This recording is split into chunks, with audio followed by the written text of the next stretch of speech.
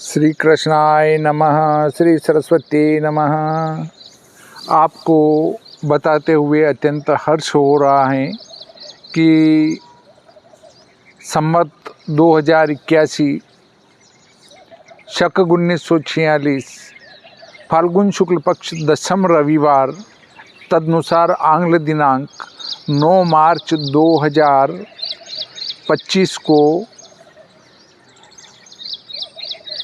मध्य प्रदेश की वैष्णो देवी माँ भादवा माता के दरबार में पंचांगकर्ताओं का महाकुंभ आयोजित किया गया है। इसमें उत्तराखंड, राजस्थान, हरियाणा, पंजाब, काशी, गुजरात, महाराष्ट्र, कांचीपीठ, हैदराबाद आदि से कई विद्वानगण सम्मिलित हो रहे हैं।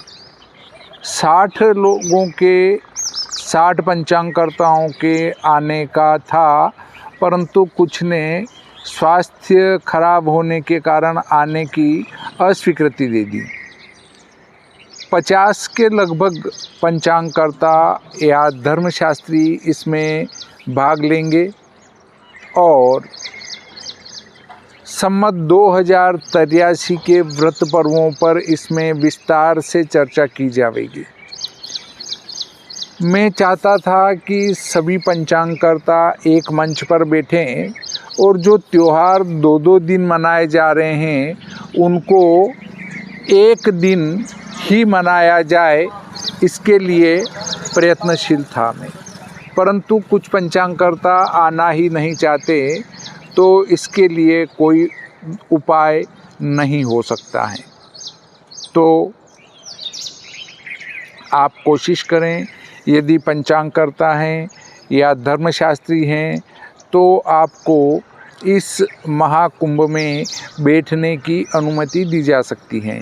परंतु यदि आप पंचांगकर्ता नहीं हैं या धर्मशास्त्री नहीं हैं तो इसमें बैठने की आपको अनुमति नहीं दी जा सकेगी। आप जिस पंचांग का उपयोग करते हैं उस उन पंचांगकर्ता को फ़ोन करके बताएं कि उस महाकुंभ में आप भाग लेकर व्रत पर्व के ऊपर चर्चा करें।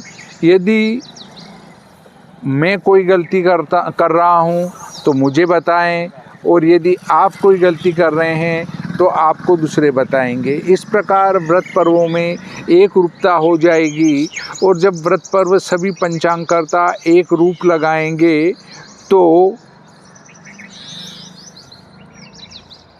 हमारे धर्म की जो मजाक हो रही है वो होना बंद हो जाएगी। अब कुछ कहते हैं कि भारत जैसे विशाल देश में पंचांग का एकीकरण संभव नहीं है।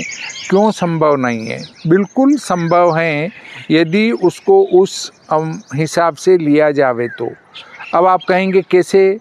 तो उसके लिए क्या किया जाए कि जैसे मध्य प्रदेश से जो पंचांग निकल रहे हैं उनमें मध्य प्रदेश के व्रत पर्व तो एक दिन हो।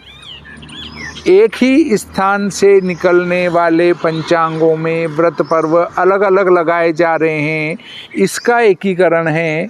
और जैसे जोधपुर से जो पंचांग बन रहे हैं वो पश्चिम भारत में है, और कोई वाराणसी से या कलकत्ता से पंचांग बना रहे हैं तो वो पूर्व में है।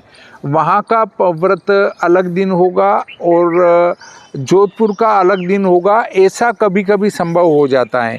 तो उसके लिए जो वाराणसी के पंचांग है या कलकत्ता के पंचांग है वो तो एक ही दिन व्रत पर्व लगावें, और जो जोधपुर के पंचांग है वो जोधपुर के लिए तो एक दिन पंचांग व्रत पर्व लगाएं। परंतु यहाँ एक ही स्थान से निकलने वाले पंचांगों में भी भेद हैं। इस भेद को समाप्त करने के लिए ये बैठक आयोजित की जा रही है। अर्थात यदि जोधपुर से निकलने वाला कोई पंचांग एकादशी का व्रत 9 मार्च को लिखता है और वाराणसी में अगर वो 8 मार्च को ही हो रहा है या 10 मार्च को हो रहा है, तो उसमें ये निर्देश हो कि वाराणसी में ये व्रत पर्व एक दिन पूर्व या एक दिन पश्चात मनाया जाएगा, तो इस प्रकार का एक रूपता तो आ सकती है। तो आज का ये प्रकरण यहीं समाप्त करते हैं। श्री सरस्वती नमः। श्री कृष्णाय नमः।